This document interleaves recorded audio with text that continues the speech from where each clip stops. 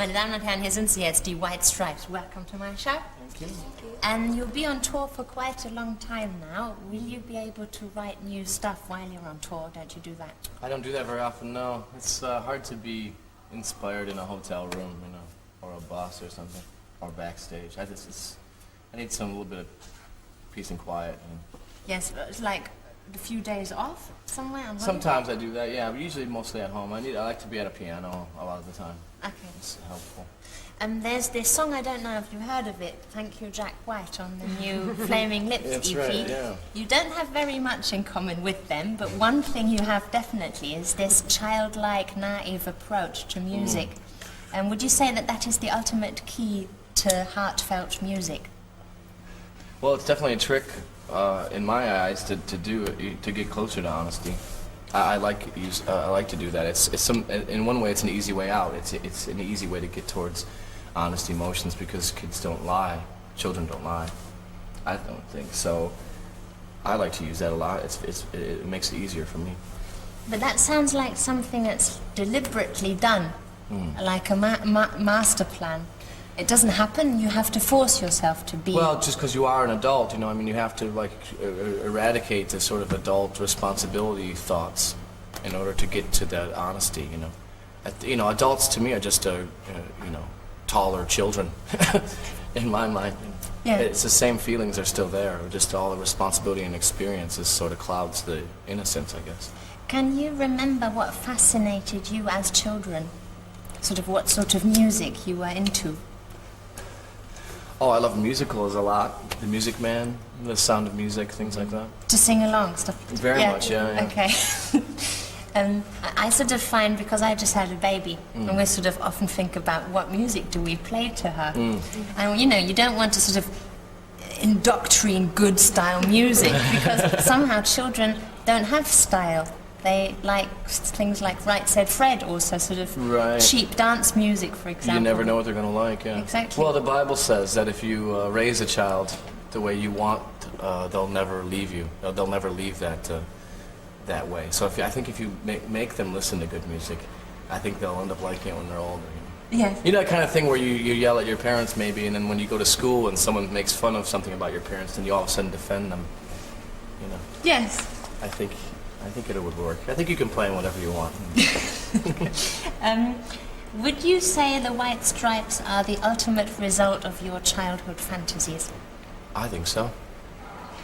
Sort Except of a for the roller childhood- coaster. Except for that? Except for the roller coaster. What, you want a Just roller kidding. coaster on stage? No. I think it is. Yeah, there's a lot of things like that. I like the idea that little children like the band because if they like it, I know they're not lying. And they're seeing something, whether it just looks like candy to them or looks like something exciting, like they would watch children's television or something.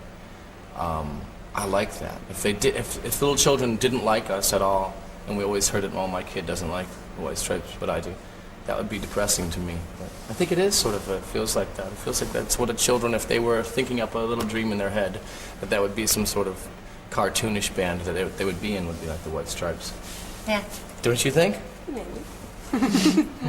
I've got this theory I found out in the book about young children and babies, that they, because they don't have words, they don't sort of separate things in the world into different parts. And so if they, for example, see a curtain blowing on the window, they sort of feel the wind and see the curtain blowing, and they don't know curtain, wind, Oh, skin. they don't put together. Exactly. Yeah. So it's all just one experience. Oh, okay. And lots of people say that grown-ups trying to get that feeling back. Of course, yeah. Would you agree? Very true, yeah, it's very true. Who was it? Picasso said it took him his whole life to learn how to paint like a child again. Yeah. It's very much like that. You're trying to eradicate the adult experiences and all that knowledge that you've got. Most of it's useless knowledge, to get back to what you really want to. I think if you fall in love with somebody, or you want the first thoughts you ever had in your life about the opposite sex, I think. You want to know, you want that innocence to come back and enjoy that for the moment. And then, of course, it doesn't last for long, because adult experience and responsibility come back into the picture. I'd like to talk about innocence in this terrible music business. Do you think that if you've once lost the innocence, that you can win it back somehow? I suppose so. It's hard to say when you lose the innocence. It's very hard. I mean, for us, we were always scared that it was being thrust upon us, that we were losing it, because of it was out of our hands, it was uncontrollable. That people were putting us on the covers of magazines or hyping the band up, and we had nothing to do with it. And so we thought, oh, they're forcing us to be dissected and become some commodity for a minute, and then we'll all forget about this band. And then we'd be left holding the bag. Yeah. It is a quite schizophrenic situation in a way. Yeah, because I think so. Somehow you have to keep control. I understand that both of you keep tight control about what happens with your image or playing somewhere, not playing somewhere else and stuff like that. So it doesn't get too big and bad. Right. But on the other hand, hard work. if you're your own manager, you could call that, and lots of bands say, oh, I don't give a fuck, I just want to be famous and rich, which Right. definitely is not the case with you. But then, if you're a manager, you can't be innocent. Exactly. It's hard, very hard work. I mean, we always try to have all the decisions. I want to be able to defend them, and so does Meg. That if someone says, "Why are you doing this?" or "Why are you in this magazine?" or "Why are you playing this show?" I want them to be able to give them an answer. Well, we're doing this because of this and this. But if someone else was making all those decisions for us, and we were doing things that we had no idea why, then it would be very difficult to defend it. So it's tough because it puts you in a role where you have to make all these decisions when all I really wanted to do was perform music and work on that. So you're forced into a new realm of having to think about presentation and how your acceptance or disacceptance or money or things like that you have to think about. I don't like that part of the band. You start living in other people's brains somehow. It's very Yeah. That is one other very interesting thing about your band is that I really believe you that you thought as soon as this enemy covers and stuff like that happened, you really weren't happy about that happening. It's lots of bands sort of say, oh, we're not quite sure, but you can see their eyes shining, going, yes, we made it, yes, Right. But you really weren't happy. Not at first, no, not at all. It was very confusing to us because we had been doing what we wanted to for so long, doing whatever we wanted, and we thought that all of a sudden, we weren't in control anymore. That other people were, directing which way, how we were perceived and how we were accepted or whatever in a mainstream sense. And we didn't know if we really wanted to be in mainstream. We sort of just we want to make music that we love to make and that we'd like to hear. And then we always assumed that nobody would care about it in the mainstream. A two-piece band from Detroit, playing blues music. I don't think anyone, we always thought no one's ever going to care about that. Yeah. So we made up in our mind that success to us was just not having a day job and just playing shows and making records. And that's fine for us. And everything else was just extra. I'd like to talk about certain songs on the new record. Okay. Black Math seems to be about school, but it could also be about media, about this dominating opinions and stuff. Would you agree on that? That's a good way of looking at it, yeah. Do you like people analyzing yourself? Yeah, of course, yeah. I'd like people to get something out of it. I mean, that's the whole point, I guess. If I'm not playing in my bedroom by myself, we're not just hiding in some closet playing our music. We're trying to share with other people. Performing live or putting out records or trying to share something with other people. So of course I'd want them to think of something when they hear it. Okay. There's no home for you here. How did you come up with that arrangement?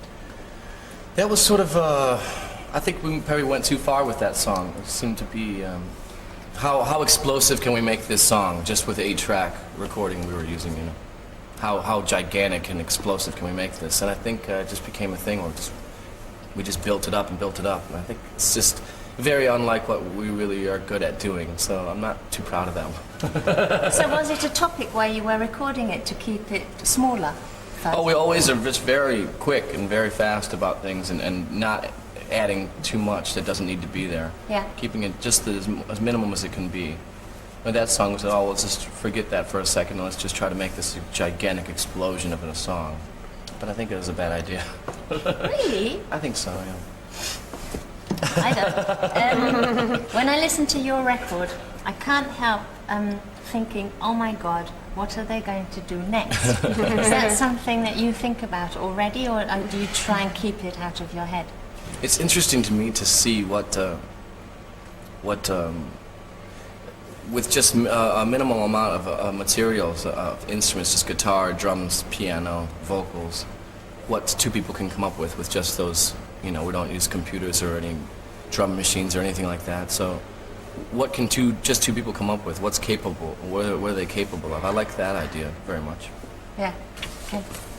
I'm not quite sure if this is true. I read that Jim Jarmusch is about to or has already directed a video of yours. Is that true? We were still talking about it, but we made a short film with him. Do you want to tell him about it? About the film? Yeah. He's doing a whole series of little short movies called Coffee and Cigarettes. Yeah.